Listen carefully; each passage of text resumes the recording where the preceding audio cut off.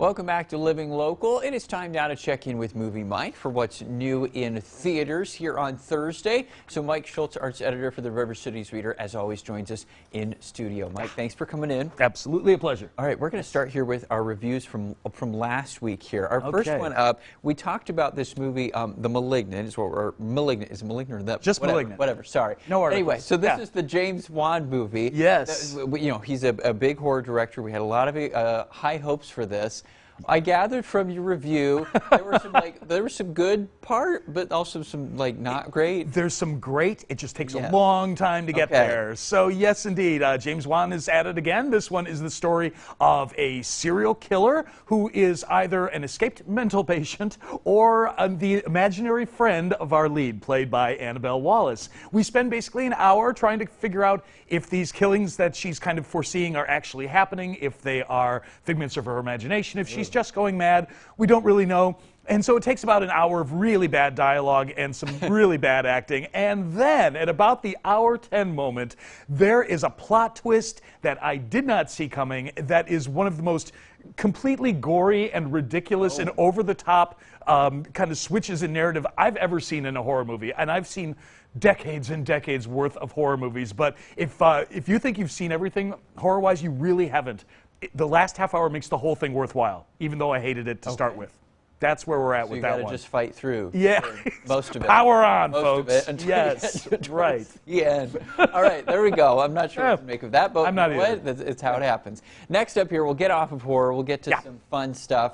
This is comedic, isn't it? Yeah, right? absolutely. Okay. This is I forgot the name of it now. The Queen Pins. We talked about this, last week. Yeah. Kristen Bell and Kirby Howell-Baptiste, who've been on TV together. Indeed, yes. And The Good Place and Veronica Mars. And this is a comedy, as you mentioned, about based on a true story about two suburbanites. That's my favorite part. Right? Two suburbanites who basically built companies out of $40 million worth of coupons. It's an amazing, amazing story. They actually got away with this and sold coupons online at drastically reduced prices. And they eventually caught the wrath of the FBI by doing this.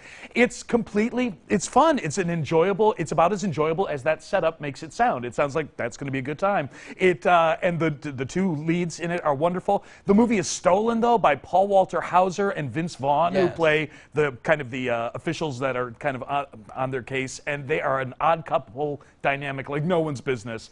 They were a hoot. I had a great time at this. Yeah, it was a lot of fun. So check it out. Awesome. It's good. Last but not least here, our third one from last week, The Card Counter. Yeah. You really enjoyed Mr. Oscar Isaac. Yeah, right? Absolutely. Yeah, I enjoyed the whole thing, even though it's a bit of a mess and not all the acting works. But Oscar Isaac is so great in this movie. It's a pretty intense drama. It's about an interrogation officer at Abu Ghraib who gets sent to prison for 8 years. He spends his time there learning how to become an expert card counter, and so when he gets out of prison, he becomes a professional gambler. But he goes to Vegas at one point and runs into his old superior, a man who escaped complete culpability from all the crimes at Abu Ghraib. He also runs into the son of one of his co-workers at Abu Ghraib who wants to kill the commanding officer who got away with murder, basically. A little dark. And so, very dark. And so it is both a gambling drama and kind of a revenge thriller and kind of a father and son bonding kind of movie. It's amazing, intense, with an incredible Oscar Isaac performance. Okay. So, yeah. Quite good. A lot going on. Really liked it. Yeah. Let's get to almost too much. The new stuff now for this week here. Yeah. You'll know what you're getting into with this one, probably. This one, we've got a new Clint Eastwood movie. Yes, we do. It's called Cry Macho. He is 91 years old. He's still doing it. Directing, he's cashed starring. by then. It's crazy. He plays a former rodeo cowboy whose old boss recruits him to get his son out of Mexico. The teenage kid has an abusive alcoholic mother, and so he basically hires Clint to kidnap his own child and bring him back to him. And then it becomes a road trip drama where this young kid kind of learns how to be a man with the help of the man's man himself, Clint Eastwood. So it sounds like something we may have seen a few dozen times before. Just in slightly different settings. Yeah, right. But, audiences don't care. They're just happy to see him. So, bring it on. I think that's great. Last but not least, our other new opening for this weekend is called Copshop. Yeah. Talk about Talk about Macho. It's a title for you. Copshop. It sounds kind of fun. It is about a con man in Las Vegas who has two separate hitmen, out to get him. So the con man decides to get himself arrested and thrown into a prison cell where theoretically he'll be safe from execution. Unfortunately, Gerard Butler, there he is on the case as one of the hitmen, gets himself arrested, gets himself thrown into the same prison so he can knock this guy off.